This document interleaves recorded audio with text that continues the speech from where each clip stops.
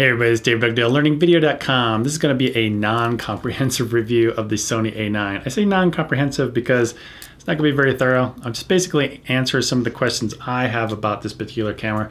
I'm not going to buy it. It's too expensive for me, and I have a feeling later down the road, maybe later this year, later 2017, we're going to see an A7S III or an A9S, whatever they want to call it. They'll have a lot of the same features that this camera does. Maybe not as fast as the drive speed for photos, but some better video type stuff that's going on. But there are a lot of things that in this camera that they're doing right. And I had some kind of deep hidden questions that maybe nobody else is really talking about on the reviews that haven't really deep dived into that because they were trying to hit so many top level surface things, which is great. And that's what's a great thing about YouTube is you can go watch Jared Poland's review of this camera on stills. That's almost an hour long. It's got a lot of great content in it. Talks about banding and stuff. That's not what I'm going to do here. Mostly concentrating on video because that's what I use mostly these for. So let's go ahead and take a look at the first test. So the first question I had is the autofocus any different from my A6500 that I have right now? So you can see this is A6500 and I'm mostly looking at the edge of the frame. I'm covering my eyes on this one, but I'm mostly looking at, see how it's losing the focus right there at the edge of the frame. Not that you're going to interview anybody that far out from the frame. Here's the Sony A9 and just seeing if I'm losing it there. And then watch this. This is pretty cool. I just keep moving farther and farther to the edge of the frame. Still has face detection, can see me, and that's pretty good. So the A9 autofocus works definitely a lot better around the edges. Now, I use this A9 at swim meets for probably the last month a lot. And yeah, the 20 frames per second on this thing is very addictive. You can get the exact precise moment that you want out of all the pictures that you rattled through so quickly. So one of the things I wanted to test is just how just going back and forth from a near object like this floor to that pillow that's more distant. This is the A6500 and it works it's pretty responsive basically when you go, but here's the A9. Watch what happens when I go to the near object. It takes a little bit longer. Far object, and let's go to the near object, and it just takes a little bit longer. So the response time is maybe on the near object, it just takes a little bit longer to get there. So basically A9's autofocus is slower, but it's smoother with the same settings. I actually had to increase the drive speed on the A9 to more match what I was getting on my A6500. So with the same exact settings, this seemed to appear to focus slower.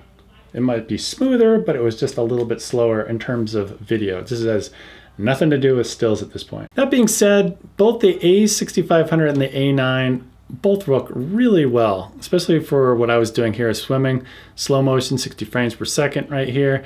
Every time she comes out of the water, lifts her head up, boom, it locks onto her goggles. Does a fantastic job. I do enjoy shooting with Canon cameras. The dual pixel and Sony both work really well. I would say for the most part, maybe the Canon has a slight advantage over Sony. I just think that it works a little bit better, especially like if you're interviewing somebody using dual pixel autofocus. The algorithm seems to know how to track the person better, especially if they on the corner of the frame and it doesn't like focus in the background in the middle, like right here. I'm on manual focus right now anyway, but it would focus like on the blinds and not me if I moved out of the way and I were to cover over my eyes. But with the Canon cameras, they seem to do just a little bit better job. It locks onto the nearest object and just holds on to it a lot better. The next question I had was, is the touchscreen any more responsive? The A6500 was great. Here it is, the A6500. In terms of its responsiveness, but it gets it right. You can see that far object goes to the near object. You see where it says cuts grease? That's what I was focusing on or touching on with the touchscreen. And you can hear every time I say touch, that's when I'm actually touching the screen. While this test was more about the responsiveness of the touchscreen, they were both about the same, but I ran into something interesting I thought I'd share. Here's the Sony A9. Far looks good, but the close in didn't get it. Where it says cuts grease, still didn't get it. And I did this test, I don't know, 3 or 4 times because I thought maybe I was within the minimal focus distance of the A55 1.8 lens, and I wasn't. I was maybe 3 times the distance of the minimal focus, but it just wasn't working. This was very consistent. It just kind of get it, but not quite close. Where it says it's kind of close, where it says cuts crease, here comes the only time it got it, right here. See, that's about the best it could do.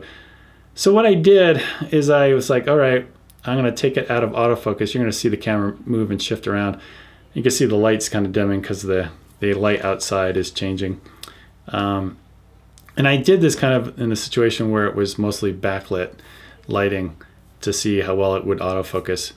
But you're gonna see me switch it into manual focus here, and you can see I'm manually focusing, and you can see cuts grease just looks a lot clearer right there. So why the A9? Well, I don't know why didn't work well in this particular test. It was definitely smoother. If you actually look back, you'll see the A6500 is a little bit more jagged in terms of when it hits that focus mark, and the A9 was a bit more smoother. Maybe it's just, maybe they changed the algorithm or something.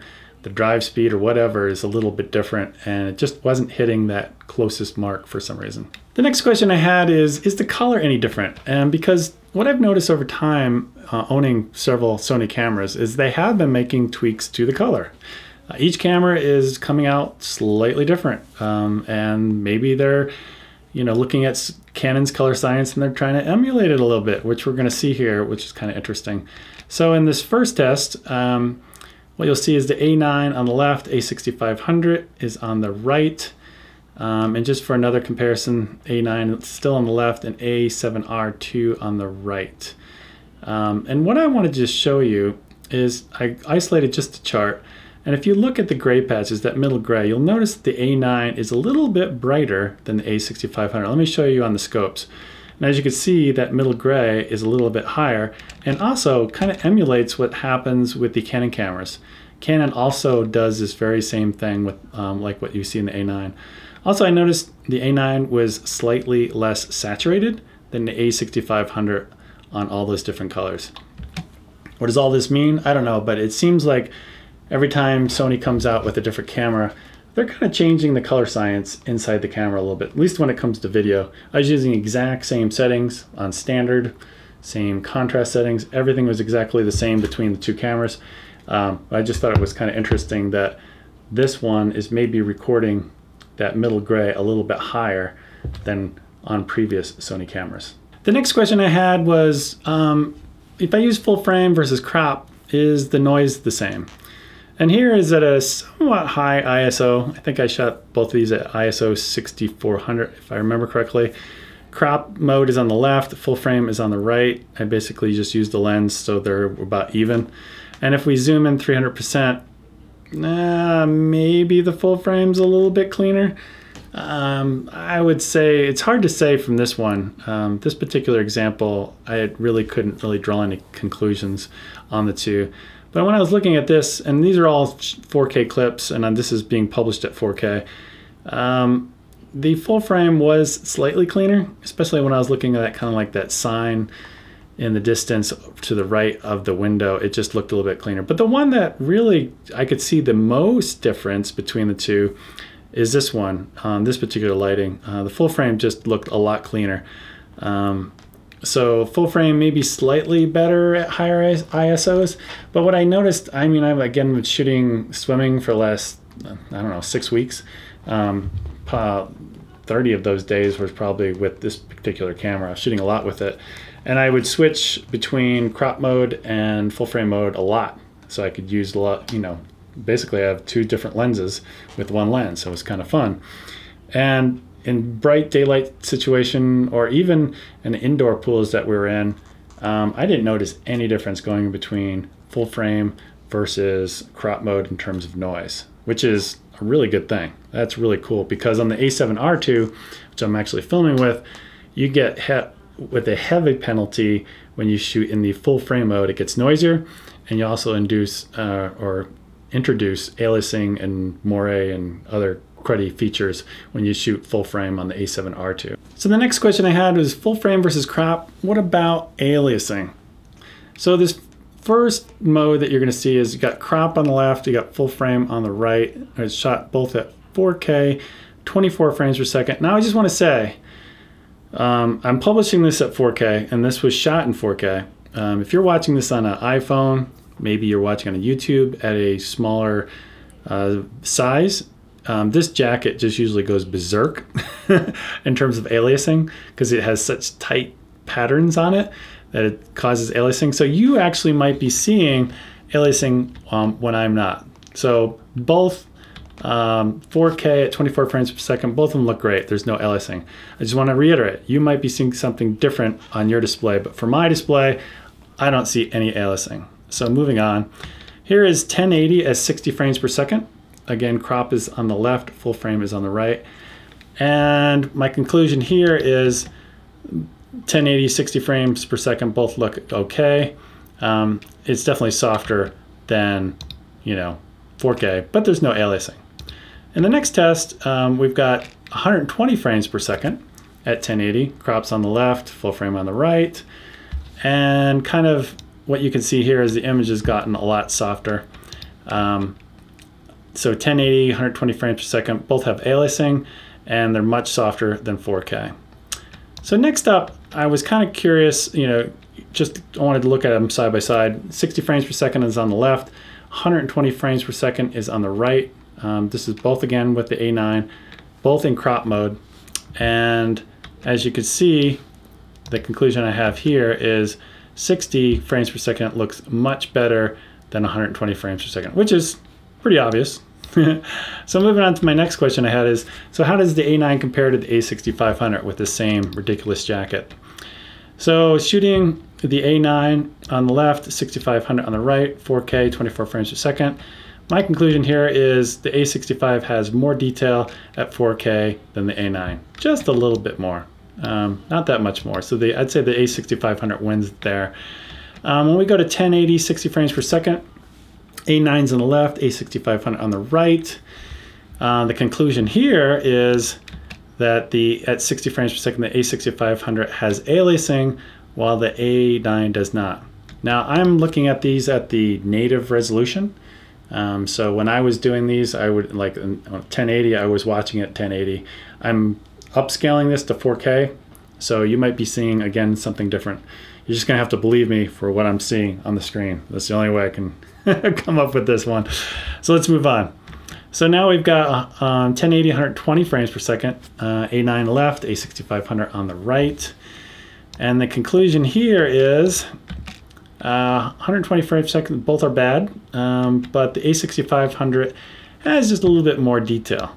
So I guess you could say conclusion-wise or summary-wise, 4K use the A6500 at 60 frames per second, use the A9, and at the 120 frames per second, use the A6500. But the A6500 does crop in on the image when you shoot at 120, whereas this one, the A9, does not crop in on the image. All right, again, this is not a comprehensive review, but I thought I'd run through really quickly some of the things I liked about this camera and a couple of things I didn't like about this camera. First thing, bigger battery. Oh my gosh. Shooting 4K with this, bigger battery, fantastic. And it really doesn't make the grip that much bigger. It doesn't make the overall camera that much bigger. Bigger battery, fantastic. Shooting 4K with the brightness on the screen turned all the way up outside, and it just lasted a lot longer. I can't give you, I didn't do an exhaustive test on this one. I can't tell you, yeah, it's 2.2 times better than the other battery. I have no idea. It just felt like it was doing a lot better. The next item is I signed on the C3 button, being able to go between crop mode and full frame mode. And again, there's no penalty going between the two that I could see, especially in good light. In poor lighting, like I showed you that one example, I could see that the full frame was just a little bit better than crop, but not that much better. But in good lighting situations, being able to go back and forth without any sort of penalty, like on the A7R2, you definitely have a penalty when you go to full frame mode with video. This, fantastic. It's like being able to change the lens without changing the lens physically. You just hit the button, change between the two, boom. Fantastic. I love that. Really, really like that. 20 frames per second. This is the thing I didn't almost want to do, but I did on occasion at swim meets, was shoot stills. And at 20 frames per second, especially on dives, like, they're really fast. And you look at it like, that one's good, that one's good, that one's good, that one's good, that one's good. They're all in focus. And you get the one where you get the perfect arc or whatever you're going for, or maybe you're wanting to get the fingers just touching the water as they're entering the water. Whatever you want. It's very addicting, and I almost didn't want to because like, oh, this is a $4,500 camera. I didn't want to fall in love with it. And I can see a lot of people out there like renting this camera and trying it for a week, and they're like, oh, I really love that. You know, that kind of thing. I can see it's quite addictive, and that's why I didn't want to shoot stills that much with this camera, because I was like, oh, I don't want to buy it. I want to wait until the A7S3 comes out, or the A9S, whatever they want to call it, probably later this year. So 20 frames a second, that was very addictive. I enjoyed that. My menu, so many less headaches. Being able to create your own menu and be able to go and put in the things in your order that you wanted, that was fantastic. You're not pulling out your hair trying to go through. And I'm sure I'm not the only one that's done this, where you're like, oh, I got to find this one item, and you start going through the menu after menu and menu. You might notice something else, and by the time you get to that item, you might pass by because you've already forgotten what you were looking for. I know I'm not the only one that's experienced that. You're like, what was I looking for again? You're gone so deep. But with my menu, it's all right there. Fantastic. This little jog wheel, or what do you want to call it, right up here, really enjoyed using that because when you have the touchscreen turned on, at least the size of my nose anyway, my nose hits the screen, it moves the autofocus point around. I don't like that. For times that I'm not pulling focus just by tapping the screen, I turn this touch screen off, and then I use this. Fantastic tool, especially in swimming. We're trying to draw a box around the person's face, like when they're doing a butterfly and they're coming closer to you. You want to make a small item because you don't want a big item, because you don't want that water spraying out in front of them and the water droplets being captured by the autofocus. You want to basically just concentrate on their face as they come up out of the water. So that worked really well. Okay, this is kind of a tiny item, but really cool. Both the A6500 does this as well. The older cameras like the A7R and the A7S don't do this. But when you move your finger across here to get to the menu button, and you go across the eye sensor, it turns the display off. Very annoying. All you have to do is just pull this out just slightly, and then when you do it, it disables the eye sensor really quickly. So when you're shooting like this, and you got the screen out, and you start pulling this towards your body like this, the screen doesn't turn off. Fantastic. It's a little item, but I like it. When you're shooting at 4K, you can have the screen at full brightness. That's fantastic. This camera, the A6500, you can't, and you can barely see the screen, especially on a swim meet, and you've got all that white light or whatever kind of light bouncing up off the concrete floor, the pool deck up into your camera. You cannot see the screen. You can't see what's going on. You have to use the viewfinder kind of thing. And there's sometimes I don't want to, because I want to put it down low on the ground or something like that. So having this one at full brightness at 4K, win. Win-win. Love that. And really quickly, there's only like 2 or 3 items that are things I don't like about this camera. No S-Log. I mean, come on. I don't even know where it is. My RX 100 Mark V has S-Log. This camera costs 4.5 times more, doesn't? Come on, Sony. That's weird. And I don't like this dial. I know they added, I like that they added it, but there's these locks, these damn locks. Trying to get this to go between like manual focus and autofocus is really, just take the darn locks off of it. I don't like the locks. Take it off of here too. Or do it like, I think it was a GH4 where you press down and it comes up, you disable it. And so you don't have a lock anymore, but people that like it, just press it down and hold it, and then you can use it as a lock. Don't like that at all. And in terms of overheating, the very first time I used it, it was 8 o'clock in the morning. It was the 4th of July parade. It wasn't that hot out. I don't know what the temperature was, but I think it was in the 70s, and it overheated. Like I don't know, 20 minutes in, it overheated. I was like, and it was funny because I knew there's a way I could go into the menu and turn, so it wouldn't overheat, but I could never do it because it kept overheating. I'd let it cool for a couple of minutes. I'd try to go through the menu and where is it? I couldn't find it, and it overheated again. I was like, I lost a ton of shots. But after I updated the firmware on this to the most current version, and I was out on the really, really hot pool decks, it never overheated again. The symbol would come on, and that's actually one of the other questions that I didn't add to here is, one of the big questions is, what happens when it does overheat? Does my image degrade? So if it's, You just turn it on, it's room temperature, it's good quality. And then when it's just about to overheat, does it get noisier? Does something happen to the image? And I look back at my footage, you know, from that 20 minutes where it was nice and cool, all I do where it started to overheat. I could not see any sort of image degradation. It didn't fall apart. It didn't, you know, I don't know, the Kodak didn't fall apart, or I don't know what I was looking for, but to me, the image looked fine, even though it was just about to overheat and then it crapped out and died. So that was the other question I had. And that's pretty much it. I just thought I'd share my thoughts. Again, this is not a comprehensive review. I just thought I'd deep dive in some of those items that I was particularly interested in. Again, I'm not gonna buy this camera, although I really like the 20 frames per second. And that's pretty much it. I'll talk to you guys later. Bye.